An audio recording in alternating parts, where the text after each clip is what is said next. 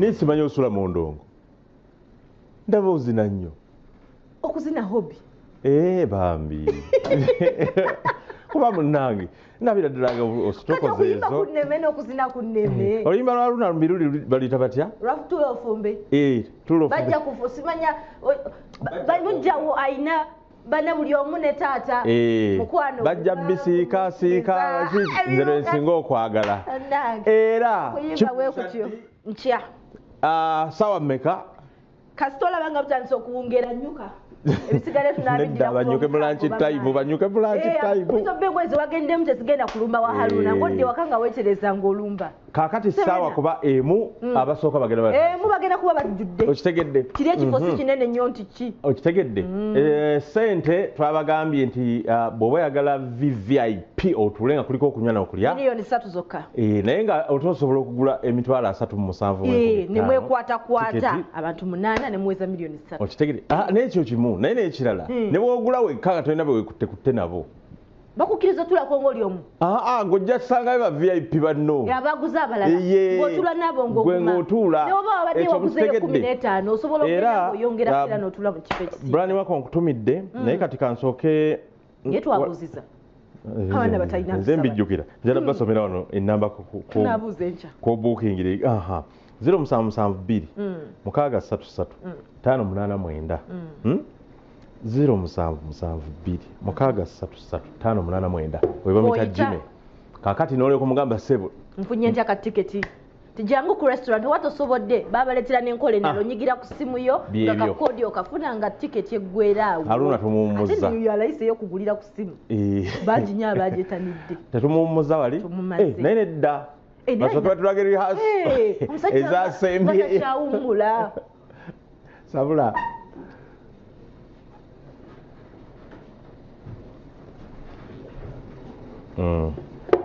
kati munnange rihaso gazigenda maaso gazijja mu maaso naye nga bw'omanyi nawulidde nti alina kulaba ate kati ne Kenzo kati ngwenda mbibalabalamu ennyimba yaabwe Kenzo binakwatagana balina kolabo kibali mu kututegekerawo mu maaso kati nga ndaba ennyimba bya buli omu nfigaringa out kolabe yegenda kubeera etya ne president president aliwa ngamba wa federation kale katulabe okwegeza mu kwalula mbiru okwakasa mmeme ndalabyemu n'ensamba trumpet mbadde ndudde okulaba nsamba trumpet layira nange ndudde omulaba oyo nalina ekyafaayo nyumiza kati nsamba trumpet katulabe lihasonyumize gwe kati bwekikunyumiza bwe tudda osalewo batukibuulira abalabi gwe temuvaawo nsamba trumpet atamumanyi kuva mu Eagles production golden band yoyo asooka n'azinaawo nga baminisita kitebadaba n'asooka n'azina ekikongo sekamate grace byamuyigiriza kiri kitya trumpet ono wakizigoba waddala kala bwe yazina nnyo ebyennyimba z'abakongo ennyimba z'ekikongo lingala kati ngeri gye beerusa abakongo naye n'afuba trumpet wakwata mu kizigo sooka tulabe rihaasu mujja twogeza ebintu ebirala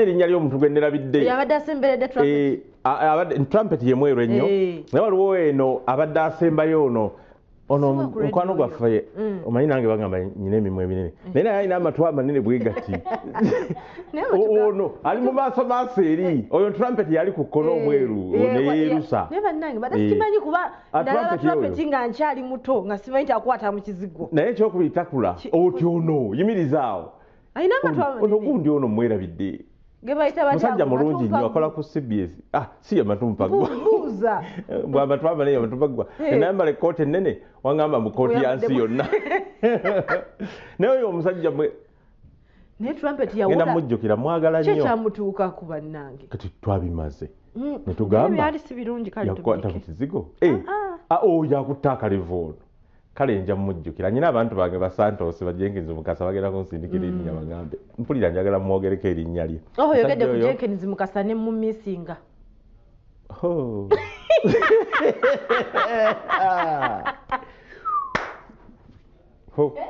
kawedde ekyo kikoze muntekirizibwa ku misinga ku muntu maama nnyabo Jenkins wamba nkutumiddeko nnyo kyemumanyiiko muntu mulamu nnyo manyi alina ekirala kyomumanyiiko kyowotubuulira tunyumize newamaanyi njagala kugwa ku ttaka naye nze batumidde nnyo batubadru nga bwe bakola kakulu kaabwe kasuku ne sendi kaakati tuddewa wabaddewo akatalo kumboze eno kyekikugambisa nedda lwakuba Jenkins mwagala nnyo ate mwagaliza ate omwagaliza amwagaliza ebirungi afune ssente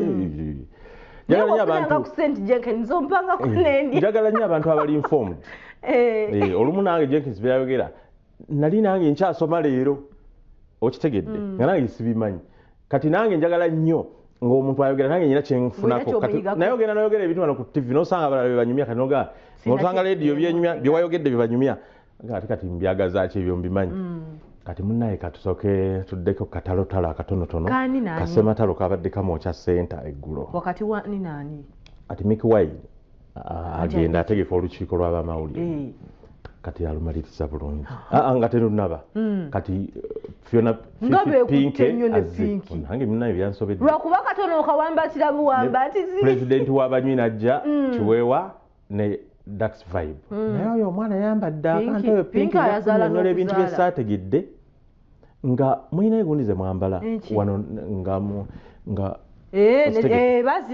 bazireeta tutambula nazo kati Pinke oyo yabadde ayambadde anti muzala wazala wanyo bw'otunulanga oyinza okulowooza yakula ng'omuntu omukulu nedda gwe nze nkunyonyodde naye kale kwe kwebika ekkooti abantu baleke kumulaba nga bwe yabadde abyambadde obitegeera waliwo ennyambala ennaku zino etali ntuufu kati munaye poliisi neetuuka niga nti olukiiko luno tewalunyonyodde so ne lusalako naye bannange wabaddewo abaana ba mu ghetto omusajja boogeri ng'entunula yaabwe n'engeri gye boogera bali ba talent ojja kiraba talent eyaki abaana b'omu ghetto balina butalenti bwabwe tumanyi obulungi abakuumaddembe nga batuuka awo gamba nti n'oluvannyuma naye n'atuuka era babusikeeti obwo nabeeranga emakindi nga ndaba abaana bakkirira kuva emakindi bati mpaka kibuye ne busikeeti nga mbakalisinga nange mbuvugako ne beesogga music n'asirika mpolampola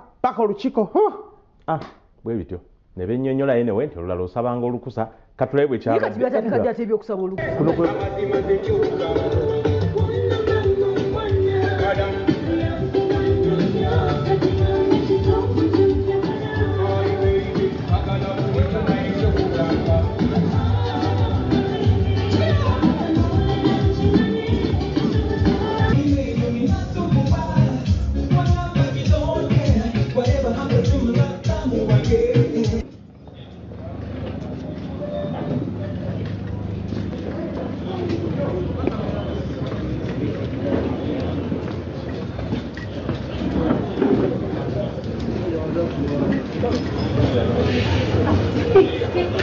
waza kulwana waza kulutalo kiki ano waza kulutalo kyalabikana bwakyali ng'otidde sitidde twamala twasalawo tutya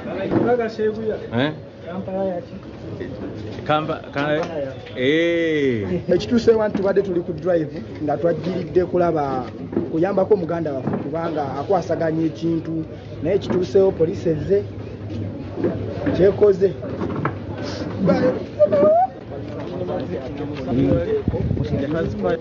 sitidde kufa ndaba maama wange Kadaama kitegeeza ki sitidde kufa anti kati maama wo Kadaama olwedda ali Saudi anti otegeeza ki agala mala ekyogera gwani batya amanyako nga batya nti amanyako gwani nga batya ebintu bizibu teri kwogera mannya kaakati abagezi bange bampadde ezigambi Santos abeera nkubira essimu naŋŋamba Mariam nkubira essimu naŋŋamba baŋŋambye n'abalala bangi ow'amatu oli Dr. Kwefulukuta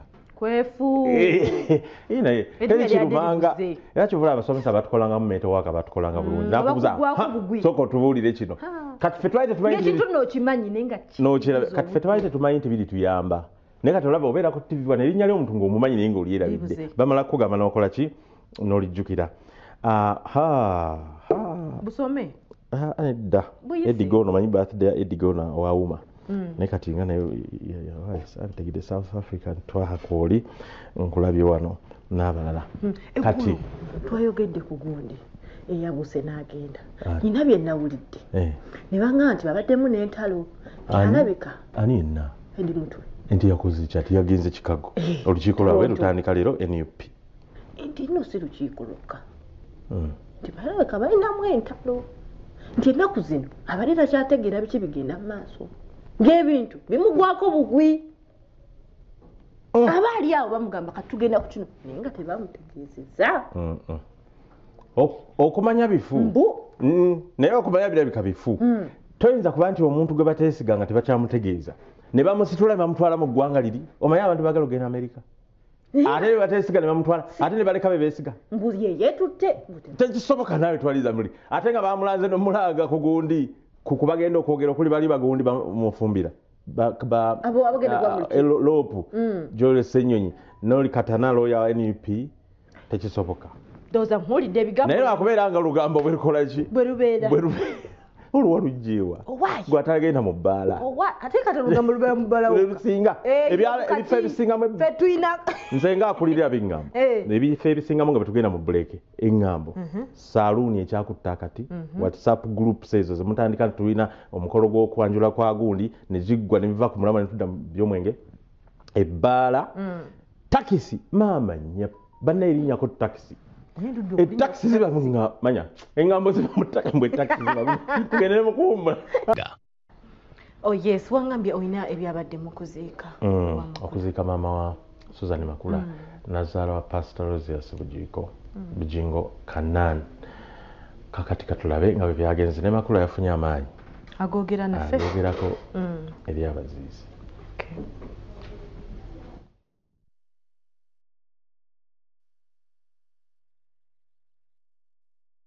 Yesu yeebazibwe. Njagala kusooka kubeebaza kujja. Njagala okwebaza Katonda. Nsaba munsaasire.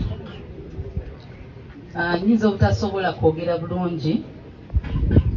Naye nabadde nfunye mukwano gwange Justin ansomereko bye nabadde mpandiise.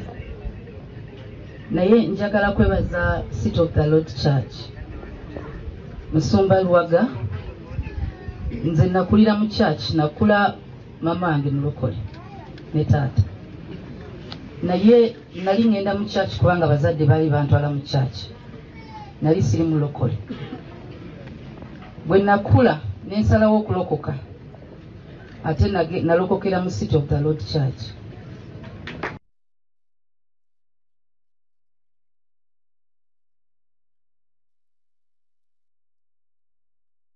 Yes, ni house of prayer. Ekanisa ye kanisa ya mama. Yangamba kyantugenda ogezeeko.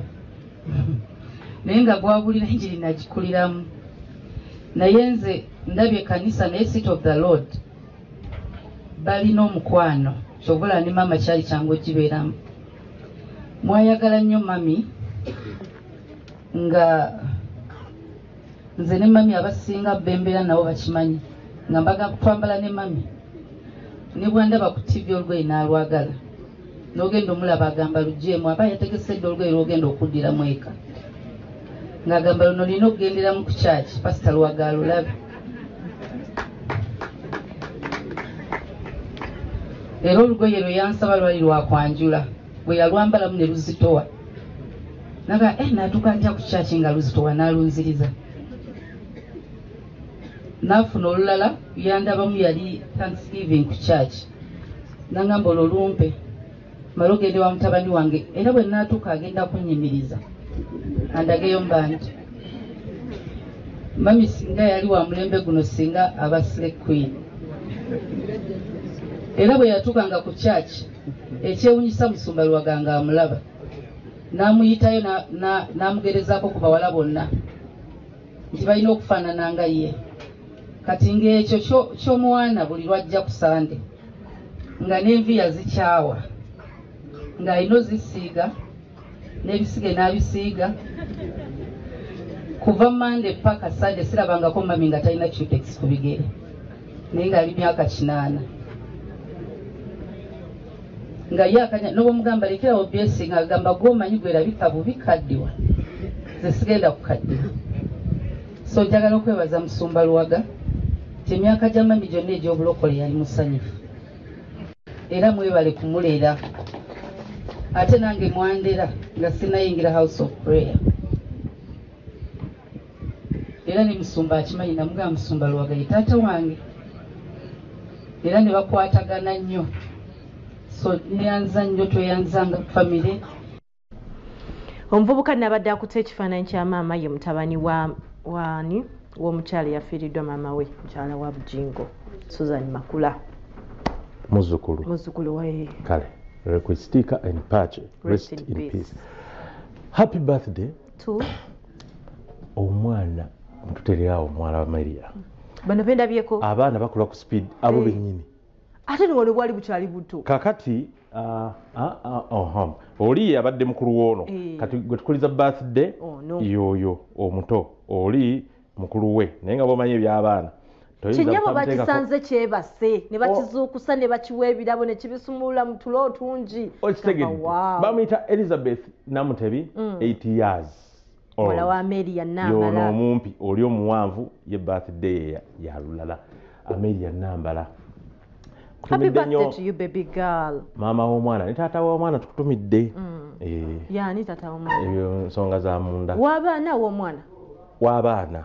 Amelia y'abaana bonna ba musajja omu. Sibe bino eby'abakyala. Amelia alina balo. Nadde eno. Era naye manyi nti Amelia natera okufuuka pastor.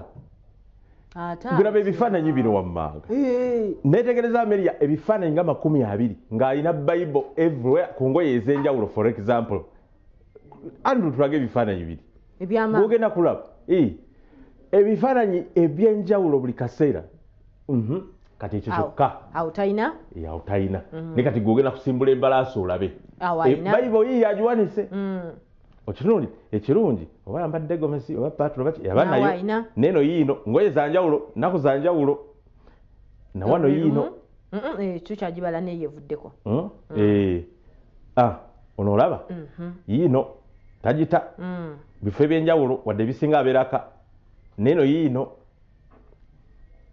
tetulira nti akoze ekkanisa neno yiino naye bapasita busobola naye nirako endi mukulowooza neno yiino ate nazo zanjawulo wangi Amelia mukono gwange saagala mumulumba nnyo naye lwaki gyakulembeza Bible fena tukulembeza mukama waffe Yesu Kristo nange tolaba gomanyi jjajja wa Amelia ya fainting nga onani ekkanisa bagimenye mu ndeeba ogiti gyasabira be bagizimba myaka gye7 na faintinga omulabe naye wano olugoye lwanyuma luno ate abasumba bambala bwe bati ddala lwe lugoye luvuddeko baaba naye ne bwakola kyaki tekumwinaako buzibu kubeera omutima gwalina mulungi naye wano yanyuma wano mbooko yennyini eno design ennungi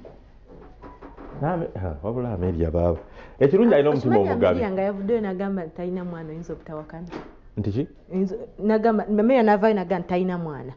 Tugeze. Alabika nti ng'omuto ennyo. Ekirungi bakola ekkanisa yamanyi kubanga agaba nnyo. Kati awo mu bimanyi mu COVID ono nga yayamba abantu. Nakati takowanga. Maswanku. MC Maswanku alina ekivulu Saturday eno. Naye agenda tukuba omuziki tunaguwulira. Yewe emboozi eza boda. Era yatuyitiddemu. Wifozifuni erinnya ly'oluzungu lyakomawo. The conversations of the boda. Kati waliwo yabimbuuliddemu. Manya yatuyitiddemu era ndowooza katu. Katukole tutya? Kinenemu. Kaakati Maswanku tugenda mugira. Gagenda kujja. Naye waliwo boda gwe nasanze era mboozi z'ababoda zino ez'Amaswanku zakola MC. Ng'omwana oli ayagala esika embuga ng'amufiirako namuga walaba Maswanku yakola ku mboozi za boda anti tajjaako ewaffe eno oba Maswanku akola amuyite ne Maswanku ali omu azikola ate eggwanga ddene ate boda ziri miliyoni nga 10 naye omusajja yakamira esika embuga namubuuza piki yagikuwa wonna mbuga yajjudde si yagimu ng'oli ayina ya muhoozi waliwo ayina eya Kamiiri neya Bobby waliwo ayina eya Kenzo nagirabako neya omukubi w'ebikondo n'akuba golola gwe baakuba golola bannange epiki buli wamu esika embuga naye kano ke mwatuleetedde kalungi akakoodi waliwo tutambula tulina kashi ababoda mbwettanire nnyo naye nga bambi anyumira olugambo by'otalabanga omukulu oyo katumulabe bambi kati amumisinga omusajja piki yonna ejjudde esika embuga lwaki yagigula kwata ku mbuga twalanze olaba ogenda n'osanga omuntu wa wansi toyina ssente onoonya ku mugagga mbuga oyo yaggwamu olw'okuba takuyita ayaggwamu azimba apartment bulaza akumanyi mbuga oyo mbuga wange nnyo naye akimanyi piki yonna ejjudde esika embuga my brother obadde ki okwata ku mbuga ne wano ku mandi wonna olaba kino kigamba ki Mr. Mbuga kino kigamba ki omusajja kino kigamba ki Doni Mbuga munda watali mpulira bubi neno waliyo yenna oyo aji beera ne bulaza naye omusajja wattu okwata ku mbuga kati gwani yenze sempi jaumalu naye akimanyi nti ndi tano we obeera wa ndi muzigo omwo nyongereramu nnyo naye nga nsinga beera mu tawuni Mashazi mumanyi musajja wa kisa nnyo naye gwe omwagalako kyenyo bwoti Mbuga namwagala olw'okuyamba Munnayuganda munne kizibu okusanga Mbuga ng'olina ekizibu n'atakuyamba ate n'atakulabisa mama Mbuga Allah ayongere okuwa ekisima ku dduniya ne kwakira ensi teyagalibwa bonna akwagalako gwoba ogenda naye era bamwagala kaba be baganda be bonna bali ize ani gwogenda okwogerako Abdala Tata Kamalu bonna bebogedde ne besoogedde bonna bambuga bakabangala kale amina yes obadde ongamba ekivulu ky'Amaswanku kiriwo kyalwa mukaaga nze nga ngambye nkya kosa nkya enkya waliyo Haruna then ku Saturday tugende ewa Maswanku emboozi kejje kubanga alwala abadde ambuuza naye ng'akitanka naye kati kabitunnyonnyo kagenda kubitunnyonnyola emboozi eyo ekola ki ejja meanwhile nga ffe bannabivvulu ne bassebivvulu era ffe tuli mu kya Israel mbonye omwana omunyarwanda ate nga mukongo botomugattako osimugattako omwana omunyarwanda kati mba nnimbye oluyimba luli ffe tubadde tuyita lutya nibyo nibwira gowakyogedde otya simanyi netukugirako ekofiira Maswanku nga wajja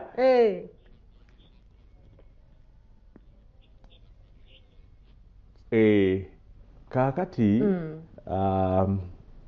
obitegedde oyo Israel mbonye nga 23 wali emmanga egogo omwezi guno gwennyini omwezi guno ajja tusabakule bagamba kusabatula fumbakula 25 embalala ayimbe ennyonje zikole zitya zikunkumuke kale kakati Maswanku ndowooza tunaamusembya eri kasooke tugendeko ewa Musa kyekyo kubanga ekyuma ky'omuzungu era kikoze ki kisimye Musa Balugema Property Services tulina poloti amayumba n'ettaka lya farm oba ery'okulimirako ku buli luguudo oluyingira ekibuga Kampala. Tusangibwa Mityana Road, Buloba Kalambi. Okumanya ebisingawo tukubere ku namba z'essimu z'olaba ku screen. Ddala olukembo olugimu olulabira ku lukoda akadde ak'ensononsi bwe kafuuka enkeesalukya eziraga pereketi anabeyenga ekyalo.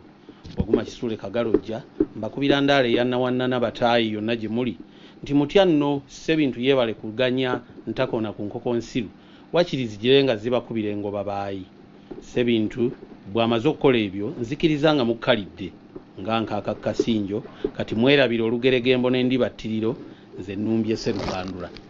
Tusoose n'olupapula lwa Bukedde afulumye enkyene ya leero wuuna aliko omutwe gugamba unagamba nti Nyaasi njirina mu bujjuvu musanyu lya Bukedde afulumye olwaleero mwana muwala mwalabikidde ng'alina ebifaananyi bya mirundi 3 yaani wa myaka emeka akolawa abeerawa byonna ojja bisanga mu Bukedde ono afulumye olunaku olwaleero. Tweyanzege muganda nga atulaba ku Bukedde TV1 amanya n'eddoboozi nze muzzukulu wa Kisolo Ssemwanga Musa era ng'olunaku olwaleero tuli ba mukisa muganda wange nze ng'omuntu ndi wa mukisa mpulire ng'essanyu lyonna linkutte wonna wonna olw'ensonga we are seated with one of the most celebrated news anchors ali celebrated but ata keeping a low profile. Ekyenkya ne celeb olunaku olwaleero celebrity breakfast tulina mwami Waguma Kisuule ndowooza okitegedde. Olunaku olwaleero tugenda kukokya tugere engero tutandikirawo olunaku olwaleero. Mukama wange ogamba otya? Ndi bulungi ssebo. Nsanyuse nnyo kulaba. Nange nsanyuse okunsanga. Nze bulijjo mmanyi ddoboozi mpulira ddoboozi nga simanyi nti ofaanana nabo. Bwe nti bwe nfaanana bulijjo. Naye toli mukadde. Ebigambo by'oyogera oli oyinza olowooza oli myaka nga 7 oli myaka nga 8 okyalabikira ddala ng'omuvubuka omuto. Ndowooza simanyi lwaki kyajja bwe kityo naye okumanya bulijjo omuntu yakweyongerako.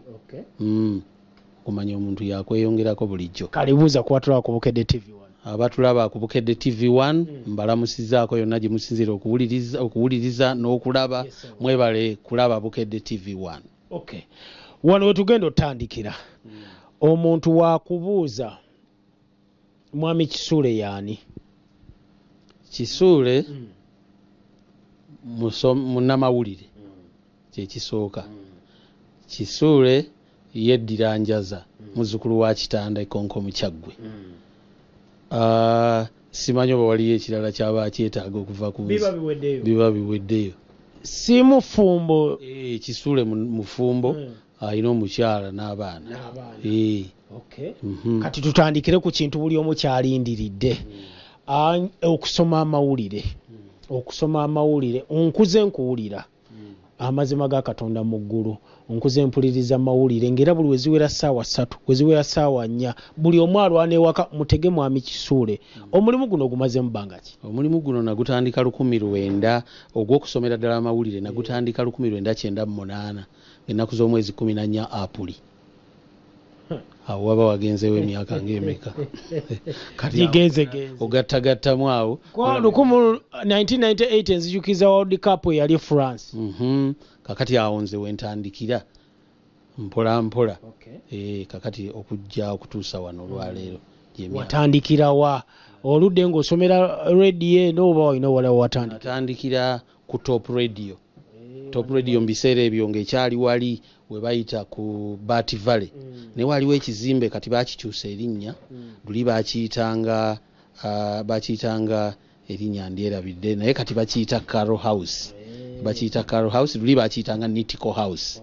Kakati erudda okulira na Bible Society awo we tutandikira ng'ekyali ku frequency 14 katonyeze 9 ku fama. Ndozere yali Christian radio y'obukristaayo eyasooka wano. Kati awo wentandikira amawulire gange agasookera ezo ennaku z'omwezi ze nkugambye ze nasookera ddala okugasoma ku ssaawa 8 ez'olweggulo. Kati eyo tutandikidde wala wagasoma oba just olinga bano abantu Katonda bawadde omugisa n'afuna bagawaayi kojja wakuyise ogira wenyiga wano? Amawulire nagasoma era bwe nagasoma y'ensonga lwaki ebintu bingi birabise ng'ebitali bikalubo nnyo gyendi. kakati mbadde nkola ekintu emyaka egyo kyemmanyi ekirina amateeka gaakyo ekirina enkola yaakyo n'okutuusa olwaleero. Amawulire wagasomera wa Mwami Kisuule? Nasooka mu kusooka wano tewaaliwo nnyo matendekero ag'amawulire agali awo. Katulina ettendekero limu naye ng'ate lyakuvuganya nnyo. Naye Katonda yampa omukisa ne ŋŋendayo. Kati erya Duliba edda baliyitanga Institute of Public Administration. Kati bagiyita Uganda Management Institute. Kakati mu biseera ebyo awo nga bagaba diploma. Naye ng'okugendayo si kwangu. Kati kyenakola mu biseera ebyo waaliwo aba Umukat School of Journalism baali batandise naye nga bagaba certificate. Kakati awo we natandikira oluvannyuma ne nfuna omukisa ogwo ate ne ŋŋendayo eri nayo ne nnyongerako nga diploma eyo ya myezi 9 eyakolebwanga mu gundi naye ng'abantu bagivuganyako bangi okuva ne mu mawanga amalala. Kakati ekyo gy'emyaka gy'ekyenda.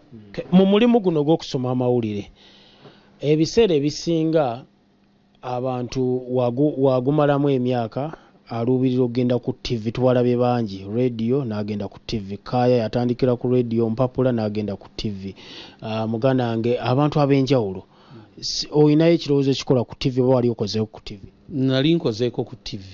Ate Kaya twakola naye ku TV bw'obadde oyogera yennyini ne tusoma wamu amawulire mu studio yemu mu budde bwe bumu. Twaliko ku Salt TV.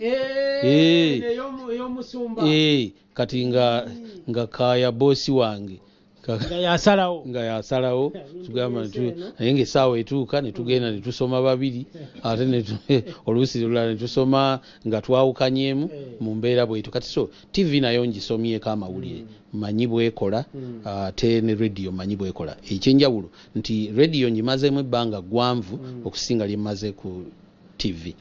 Twogere ku radio. Awo oba ogenda osoma amawulire omuntu atulaba ekubukedde TV1 yeebuuza weeteekateeka otya ogenda okusoma amawulire ku radio? Ekimu ku byo ekisookera ddala nti radio obutafaanana mirimu egimu. Radio kye kintu kye bagamba nti amawulire ga ssaawa 2. Katugeze ku g'empapula gennyini gonsanzeeko nti bwe bagamba nti ga ssaawa 2 tosobola kujja ku 3 n'ogamba nti kati mbadde nsoma njagala nsome gali ag'ebbiri nga bw'ogamba nti kaakati wano ntuuse buyise naye ekya ssaawa ziri kankikole mu budde buno. Nedda, kitegeeza budde. Kakati radio fe wano nasangawo etteeka ku radio Simba nti obuba onoosoma amawulire olina okubaawo ekitone nnyo ng'ekyabulayo essaawa nnamba. Lwaki? Amawulire agasinga agamu enkola yagezze etambula mu kkubo lyerimu nti nga baleeta amawulire mubaamu abagaleeta abamu nga si basomi ba lulimi Luganda ng'awandiika amawulire ge nga gali mu lulimi Lungereza. Kati kitegeeza okukyusa gye bayita translation. Kusomoozebwa kikojjukira ko wali osanze mu mulimu guno gw'okola? Ndowooza waliwo eggulire limu gali abiri genzijjukira. Erimu mu biseera okukwatibwa kwa Kano Dr. Kiza Besigye okwasookera ddala. Eryo lyali ggulire lyatutwaza ku CID eyo. Kakati wano nga kubanga baali bamukwata wali Busega. Omukyala kati kaliisoliiso wa gavumenti Betty Kamya n'akuba essimu ewa mukama wange editor agamba bannange tuli bwe tuti ne bwe tuti. Kati tetwamanya nnyo nti kiyinza okuba nga kijja kuvaamu ebizibu ebisinga awo. Mu biseera ebyo twakolanga ze bayita live links. Tuteekako omuntu n'ayogera butereevu oli n'ayogera nebye yayogera ab'obuyinza ne bagamba nti mumanyi nti abantu baba basobola okwokya ekibuga kino kyonna. Kakati era ebyaliwo ababijjukira babimanyi tebyali mu kibuga Kampala tebyali byangu nnyo nga bakutte Dr. Besigye. Kakati n'omulundi ogwokubiri Honorable Mike Mabikke yali omubaka wa Makindye East alina gye yayogerera eyo Lusaka eyo bayitayo Lusaka eyo oba Lusaka naye mu constituency eyo n'abaako ebigambo byayogera naye nga tebyali birungi ku First Family. Kakati President yali akafiirwa maama we. Kakati n'ayogera ebigambo ebitaasanyusa. Wano nabyo obuzibu ne bugwa mu kitongole kyaffe ekyamawulire wano ani yasomye bitya kyenzijukira kiri kimu nti byaleeta ne Professor Gilbert Bukenya najja mu newsroom yaffe ebyaddala n'atuulaawo ku ntebe n'akameno ye kompyuta kwe bateeka amaloboozi kati awo ng'owulira otya muli kati abagamba kati ani yagasomye era ani yagaleese yaani bitya waliwo omwami yagaleeta kati ndowooza mwogezi wa bamuyita Sam Mateha mwogezi wa Diamond Trust Bank kakati yali aleese eggulire eryo naye oluvannyuma nabyo byamala ne biggwa ng'era biri ebyenkugambye ebyakwata diiro ogamba nti wano mbalimbyemu ng'olugero terukutte ng'olina ky'obadde oyagala otutegeeza naye n'oyokyanga bwe tugamba mu nkola y'ekivubuka ekimu ku bintu bye nsinga okwewala kyekyo sirumba lugero lwe simanyi ate sirukozesa era bwe ndaba nga terujje nga mbadde ndutandiseeko n'awuliriza muteeka mu mbeera etegedde nti kino tekigenda kukola n'awuliriza ng'ategedde nti kino tekigenda kukola lwaki nti waliwo lwolaba olugero n'olaba nga amakulu gaalwo kubanga ffe baali batusomesa mu lulimi Oluganda nga olugero lubeera n'amakulu abiri waliwo amakulu ag'okungulu agategeerwa omuntu yenna ne wabaawo n'amakulu ag'omunda naye kati ono aba agamba ki nkedde enjala ennuma sina kye nnaalidde nkugamba embeera eyo tosobola kufuna mu kisoko semwanga akedde enjala emuluma talina kye yaalidde nga bonoogamba nti ali awo olubuto lumukuba nakabanda olubuto lumukuba nakabanda kwegamba mu mbeera efaanana bwetyo oluusi tuyinza okugamba bwe tutyo oba ayagala kussa watali ggumba watali ggumba lwe lubuto abaganda bakkirizanga nti mu lubuto lw'omuntu temubaamu ggumba kati kibayita okussa awatali ggumba kakati oba okusereekereza ekitaggumira okusereekereza ekitaggumira yes kati nga boonolaba ennyumba bwe bagisereka ne bagamba nti kati ejjudde tekyatonya kakati ate olubuto lwo bagamba lwo terukoowa buli omuntu eyalidde ku makya akomawo n'alya ku ssaawa 7 agenze kusereekereza kitaggumira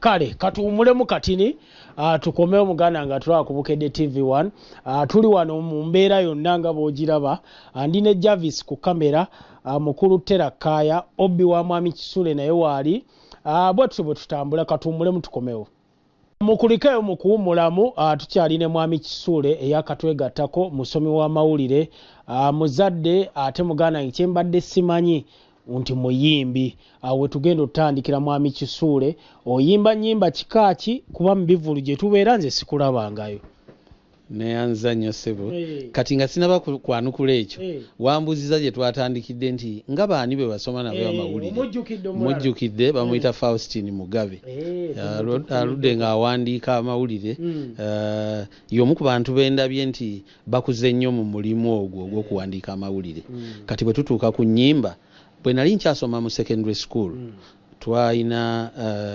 choir nakati weeri bagiyita the Golden Gate Choir mukama waffe yanjagaza n'okusoma amawulire nga bamuyita Robert Munyagwa yatandika choir eyo yawezezza emyaka 5 kakati yali asula mu Yenga gye bayita mu Kiwaffe Estate okuliranewo omugenzi Sebaana Kizito kakati nga waliwo munnange gwe twasomanga naye bamuyita Bukenya Hannington kati ye director w'essomero lye bayita Nanziga SDA Primary School kati Bukenya nga twayinanga kagundi kaffe ku ssomero eyo ka group k'aba Advent nga bakayita Freedom in Christ Evangelical Group kakati nangamba jangu tugende mu Golden Gate Choir kati awo we nayingirira mu Golden Gate Choir okutuusiza ddala mu myaka gy'ekyenda mu 3 nga gye tuli kati Golden Gate Choir yimba nnyimba choir ya kanisa y'aba Advent era yimba ennyimba za kutendereza Katonda nnyimba mu nkuŋŋaana nnyingi nnyo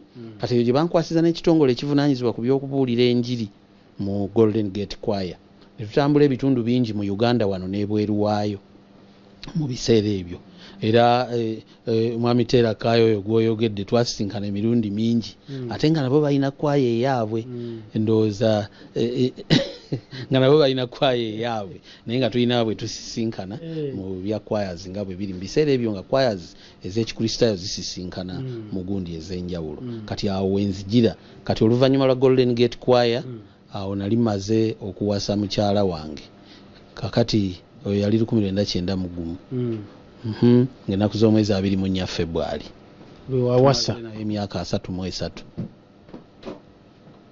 tumwebaze okufumba kakati awo oluvannyuma mu November ate ne tutandika kwaya endala nga tumaze okuwummula eri ku luno tetwatandika kwaya naye twatandika buweereza bugazi obulimu nekwaya obuyitibwa the Remnant Crew Ministries kati the Remnant Crew Ministries naye erina kwaya kati bwetutyo bwenzize entambula ng'omuntu ku saidi eyo abawuliza bangambye balina erinnya lye bakumanyiiko weeyita Mutujju kwa mbadde mayigwa vite Mutujju yekka ne Abalushababu ne Mwami Kisulo waki yeeyita Omutujju waliwo ampeereza message wananga semwanga mutubuulize waki yeeyita Omutujju ku mpewo kakati ekyewuunyisa ate sinze neeyita naye bwe twali tukola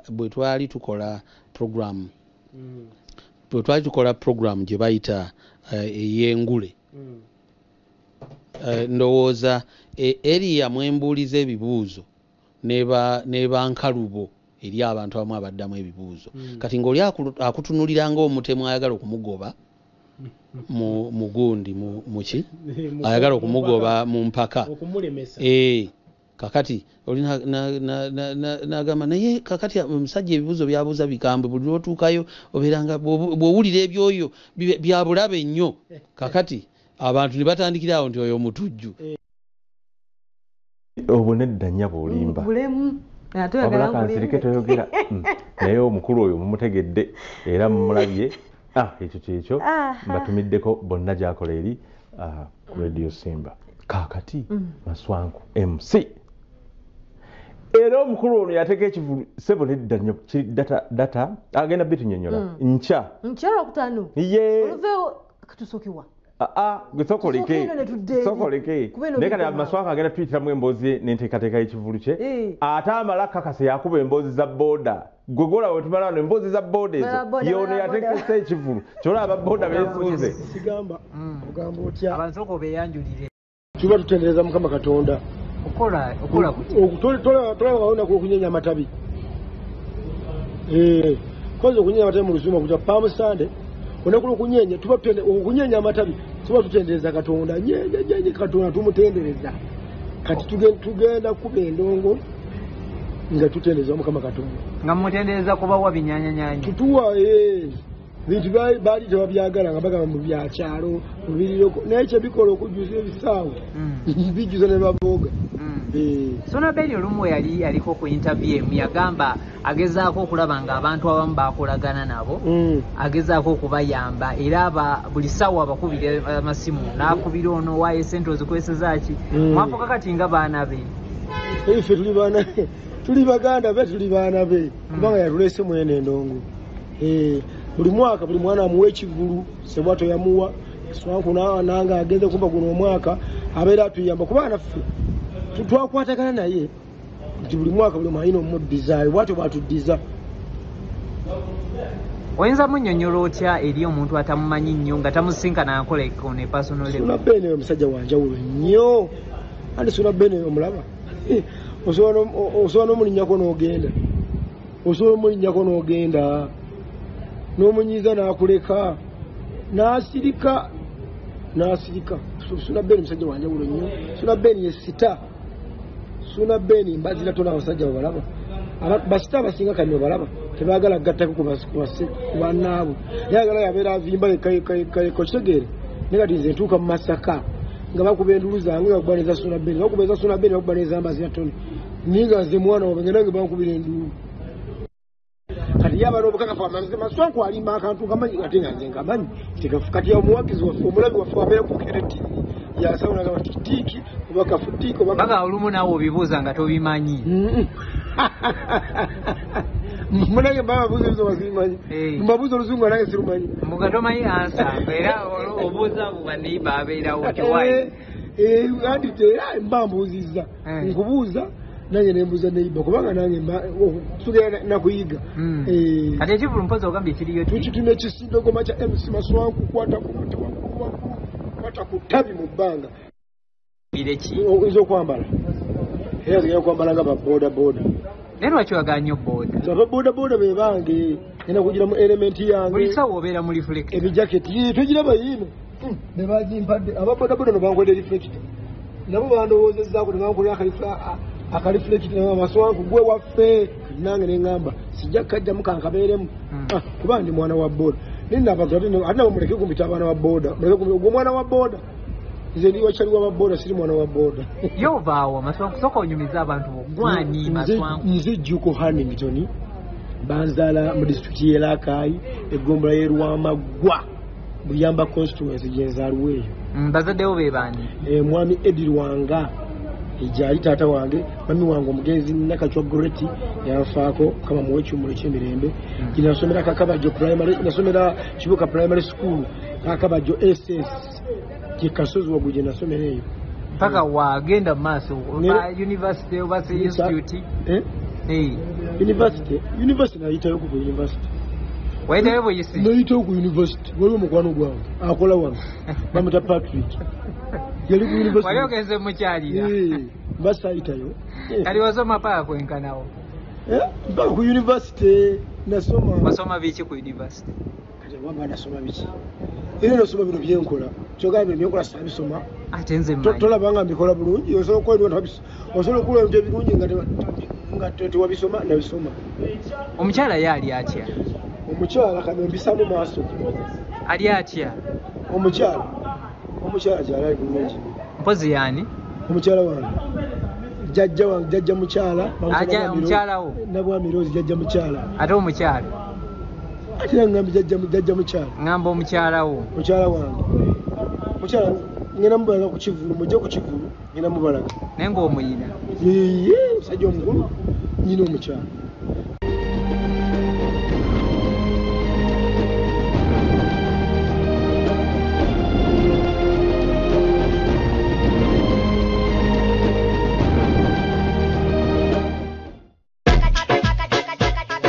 Bugere TV koli program agita ekyambozi za boda ze MC Maswanku wekisindo goma bwe kyo blood bulambu gamba buti oli sitende nyo ababoda boda mukwana nyo bakabasajja mmwe leka naawe byogera lwakuba kale lwagamba mbu ababoda oba buli ekimu ekijja kitambulira ku baboda naye n'abakyala batwagala anko babagala tumuyina sente muli baavu leka naawe kati ate oyina entambula mbu oli mwavu omukazi yezira wa ntambula ate oluva ku waboda abakazi bagala mmotoka leka naawe asooka kuggwa wa boda n'omuvimbisa n'omulabisa ate n'owemmotoka n'amulaba kugamba ate ogenda okulaba abakazi bo Katonda bwatuyabako abeera akolera munateete abalaka transport ako kasevinga abeera awo kugamba abakazi baganye ebintu by'okuwawula yawula ebyo bwebityo bagala nnyo okusigaza akameeza kati akakameeza abala nagaka kati transport atuse nateete wa 13 kati wenfunayo ekyaboda kyange kati kwegamba ababoda mutuwagirira bwerere mbu ate tukwana bakabandi ate biki nedda abakazi babatandika abakazi katandika atya osoka n'omuvuga nti ogusooka n'omuvuga n'omutwala n'akusasula kati mukusasula enkeera era n'omuvuga bagamba naye ojja kumpa ennamba yo ojja kumpa ennamba yo mutufu ajja kuntwalangako kati omuvuga ate omulala nagamba kati gwenga womumanyi omunyumiza akaboozi nga womanyi kunyumiza kasitoma biki kati muli ine nesesa gye byesesaamu nawe oli muntu dadi gwe sooka otegeere ng'ekikazi kyesizuza kirabika bulungi ekyo ekiddako dadi abinga Bugere TV kwoli ze MC Maswanku w'ekisindo gomera z'omwezi 10 ogw'omunaana ddala paka Buloma abana bane bagwako bibuuza bagenda bankuba ekiboozi wano kati olwo akasente omuleka n'omugamba akasente bireke tosasula akasente dadi omugamba bodo linye ya bwerere wakulekera namba y'essimu awo atandikira okugamba awo ate munange ku mulimo gye nkolera bweziti kati wezijjako transport nawe ogenda olaba nga tagira n'ogamba naye mukwano gwange mukwano gwange n'omuleka afuse mukwano gwo ate kiva mu mukwano gongera byalo to manyi mumanya naawe ate wakanga afumba twakuleka naawe neyanza msima safu Bugere TV kodo jivaako kibozi cha boda sign out